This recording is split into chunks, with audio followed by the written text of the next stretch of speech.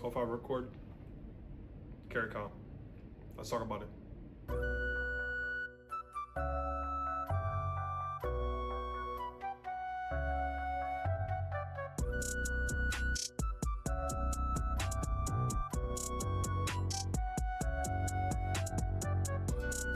Apologize if you hear cats, if you hear the dog, just ignore them. This is my 12.5 Ripcord Industries pistol. So why did I build this out? I wanted a 12.5 because I wanted something short with good velocity. This is not a do-it-all gun. This is not my do-it-all gun. This is my only pistol, my only long gun. That's gonna be more of a 13.9 build. Why did I build out a 12.5? Why did I choose 12.5? 12.5s have good velocity and they are relatively short compared to 13.9s and 14.5s and 16s.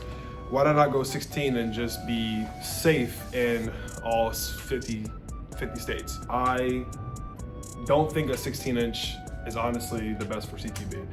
Personal preference. Everything I say is going to be my personal preference, my information, and my experience with firearms in the last 5 years. I've only been shooting firearms for 5 years. That's long I've been in the military, and from that limited experience, because it is very limited, I have not had a lot of time on a lot of platforms, mostly AR style platforms. The velocity from a 12.5 is comparable to a 13.9 and a 14.5. And living in Tampa, Florida, I don't have the need for a 14.5. I don't have the need for a 16-inch. This shoots extremely flat. This shoots extremely flat, and I cannot be happier with this build. For something that's not comped, it's only a 3-prong. I can't complain about how it feels to shoot this thing. At about 50 to 70 yards, about the longest I've brought it out to just because the ranges here are limited, I can't be happier with this. Shooting a 14.5 that my buddy owns and shooting a 13.7 that my other friend owns, and I want to say a 16-inch, this shoots very comparable to those. The reason I work with Ripcord Industries is because I was very interested when Militech Mojo put out a video on the upper that they put together in their gas system. Their gas system is special because the material of the barrel and the material of the gas block is the same. And I know other companies do that. Other companies have the same material for their gas blocks that this barrel does. This barrel is a Criterion Core 12.5. It is a carbine length gas system. For carbine length, I've always seen that people say that it's very punchy. It's more recoil than the mid length. And while that might be true, the Ripcord gas system does not leave much to be desired. It really fills that gap of a reliable gas length, which is carbine. Carbine length is a lot more reliable than mid length. Not saying mid length isn't usable. It is very good and it's very soft shooting. I've shot one, I loved it. But when it came to this gas system, I really did love how it felt when I was shooting this the first time. I'll put some videos in throughout the video and let y'all see. I think 12.5s are where people are going nowadays, in my opinion, excuse me. And I don't see a reason to not have one, and I'm not going to get rid of this anytime soon. So let's go over the build. The lower is a PCA lower. It's a pistol lower, and it will be SBR'd eventually. And I have a Parker Mount Machine bat lever. They call it the BCD, the bolt control device, but it's a metal bat lever, and I like how it feels. On top, I have the Aimpoint Titoo and the Skullworks 193. Why'd I go for this? I wasn't really the biggest fan of a 226, and there was nothing wrong with the 226. I've used them. I'm getting more warmed up to it. I just wanted something that was kind of in that middle area because I guess it wouldn't be different. I don't know. There was something about this mount right here which I just liked. I like how it looked. I like the mounting system, the return to zero it has, and I know Unity has the one. Their return to zero is really close too.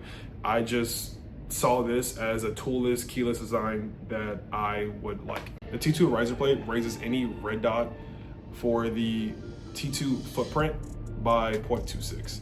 Why did I pick that? I want to give it a try. I was curious. It was like 20 bucks, and I actually do like it. Actually, I wasn't gonna keep it on there, but after a couple range days, I do like it. It gave me 219 optic height, and I couldn't be happier, honestly. And if I wanted to, I could do a flip to center mount because it is close enough within that 226 range. I use aim points throughout my whole military career. Obviously, it's nothing new. It's nothing new right there.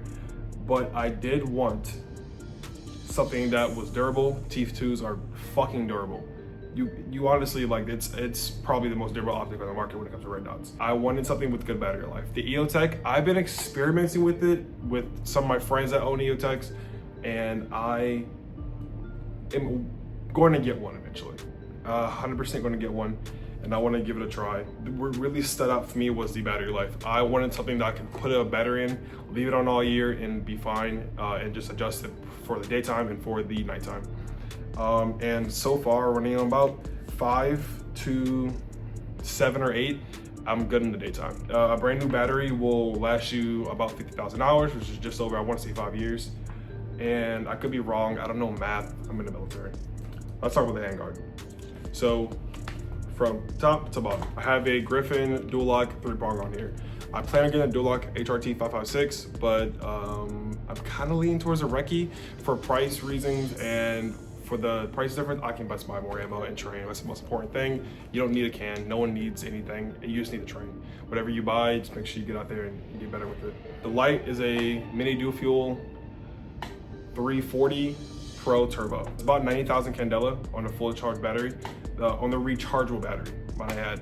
Full power pack, and I'm using the Unity Axon switch. Why did I get the Unity Axon and not like a 2 mile light button or anything like that? I like the way it looked. I just saw it. I like the way it looked. It was very low profile. It was very aggressive. The switch ended up being extremely tactile and extremely nice for the way it felt. I can't complain, and I don't plan on switching it out anytime soon. The grip is going to be the Emissary Accelerator, if I'm not wrong. It is super aggressive. It's not the texture, but the angle. The angle is what I really wanted. It digs into your hand, and it's big enough for my big ass hands. I do have a nano tool just right here, just for anything I need. Zeroing, taking the turret caps off this. I like that, and it actually has come in handy in the range. All right, state your name. What's up? I'm Anthony. Nice to meet you. Anthony, where are you from, Anthony? I work with B&T, so. All right, sweet. Are you in 556 at all? I know B&T's ROM is 9 mil, but yeah. How you feel about 556? We'll see how this guy does. All right. I love this thing.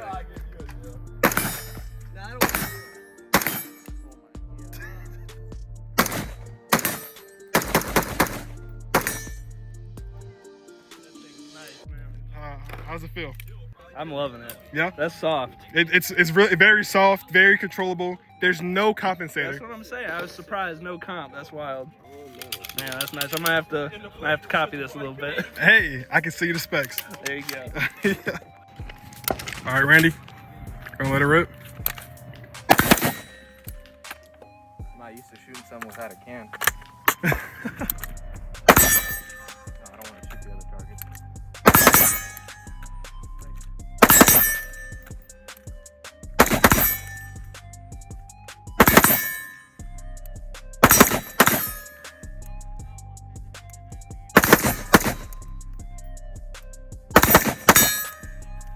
So, you're gonna finish that back? Well, let me tell you the other one. Did you feel anything different from your military background and everything like that? We don't have a beat that well. It felt more controllable, I want to say, but I don't know if that's just because this is a 12.5 and it doesn't have all the other dumb shit attached to it. Right. I like the profile of this. I like the circumference of this. You got good taste with the grip up here because I definitely use that. I was like, oh, that's nice. Yep. I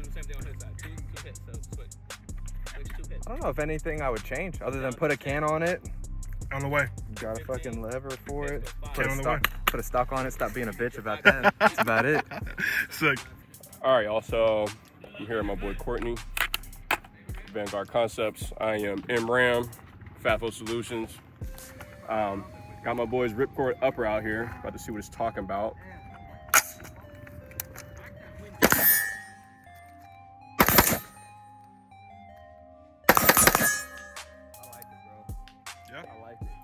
What sets it apart? The weight is not too bad. You said 12.5, right? Mm-hmm. All right, so I'm thinking that's probably like the new squeeze for like every rifle right now, right? Like anywhere between 10 and a half, and shit, I'm even thinking 10 and a half is starting to get obsolete too as well. So like anywhere probably from 11 all the way up to like 13 inches, but I like this, right? So my Sparrow T is in 11 and a half. The upper is sexy as hell, bro. And then the barrel, what's the barrel? Criterion Core. Okay, Criterion Core barrel. It kind of dissipates the heat too as well, right? All right, so this shit is crazy. Obviously real peck on it already. Aim point on ScalarWorks riser. I like it, bro. This thing is hot.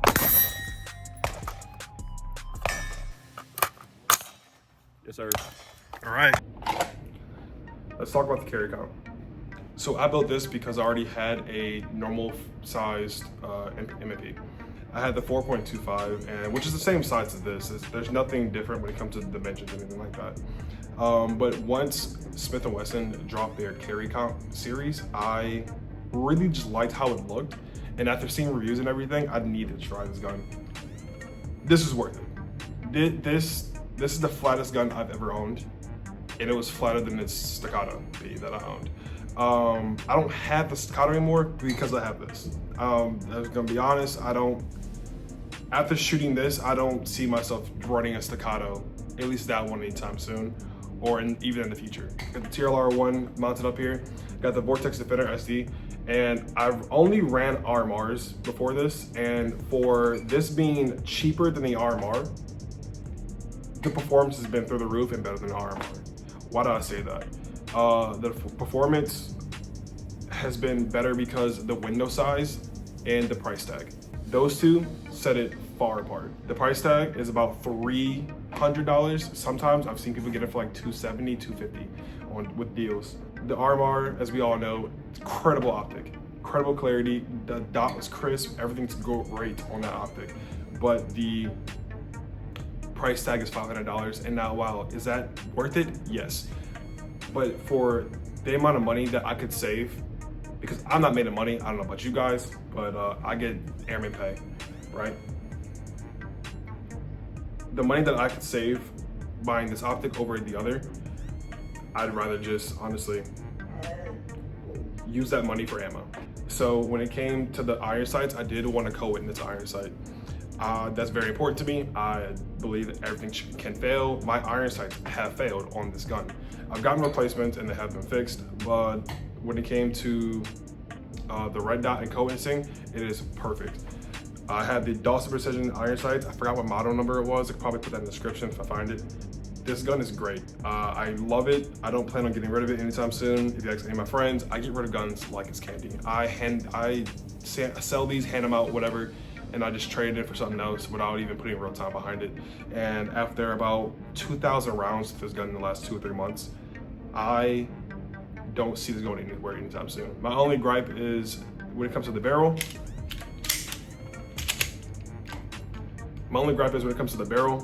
I don't know where to get another one.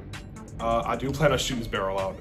It's extremely accurate. I'm drilling holes at 25 off a bag, and during the zero, it was great. I ran a 25 yard zero, and this barrel is amazing. The only thing I plan on changing is this trigger. The trigger leaves much to be desired.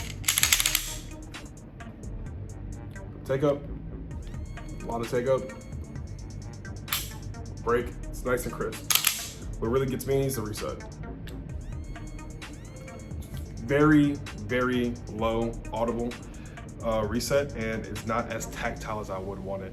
I do plan on getting the Overwatch Precision trigger, and I do plan on getting the Floyd's Magwell, because Magwell, I mean, if you ain't cheating, you ain't trying. The holster I'm running for this gun is the Safariland 6354 RDS. I got this because I did want an Alien Gear holster. I had one for my Glock 45 whenever I still had a Glock 45 that I sold. And I actually don't mind this holster like I thought I wouldn't. So I bought this holster because I couldn't find a Alien Gear holster, the Rapid Force Duty holster that fit the carry comp. I do know Crespo Concealment on Instagram. He runs a carry comp with an enclosed red dot on the Rapid Force Duty holster, but from me talking to them on the phone whenever I ordered a performance center holster, they actually don't have a single model for the holster that fits the gas port for the carry comp. I put a nut mod on there because if you're in a Safariland, you need a nut mod. It's totally necessary. Safariland makes great holsters, but when it comes to their ALS systems, they suck for the release lever.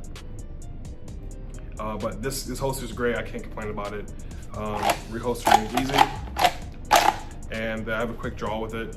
I ran the Achilles heel man card drill, which I will be putting in this video, and I actually did like it a lot, and I can't complain. Like I thought I wasn't gonna like it because I've been using Safariland for years, but once I found out about nut mods and they fixed that the only issue on the Safariland, I loved it. All right, guys, that's it. Please like, comment, subscribe. I'm gonna be putting more videos out there. I have a gear setup video for my duty rig, and I am security forces for the Air Force, so I will be letting people know what I use and how that is. I will be making a new qual for security forces. I don't think they are at the standards, and we all should be pushed to the limit if we're going to be protecting lives and at a law enforcement capacity, military or normal law enforcement. Thanks for the video. Peace. Okay, aluminum frame, obviously still slides. Yep. Comp? Yep. Came comped already? Yep, from factory. All right, so I never shot M&Ps, but this thing is nasty. And she was going. Okay, yeah. This is a guy. This is a geyser. It is a geyser. Uh-huh. Yeah, I like this, bro. This shit is nice. The extra weight on it is super like crazy. And I kind of got a SIG set up the same way as my carry SIG. Matter of fact, let me get it. All right, M&P carry comp, metal frame. Oh, it's got rounds in it already. You good? The Fender XL. SC. All right, we got one in there. Comp from factory TLR1. You put me on MPs. I did. But And you now haven't got a shot better the new one. one. Yeah. And now you've surpassed him. Yeah, Yes. exactly. I'm putting him on now. Oh, look.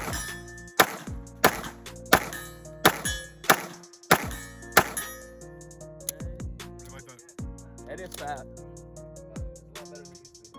Fat or flat? All right, Court. What happened, buddy? Bro, we're running the man card drill right now, right? Man, tell me why I just got a Ran the drill of your life. 192. Defeated him twice. Nah, run that shit back. Ready? Stand by.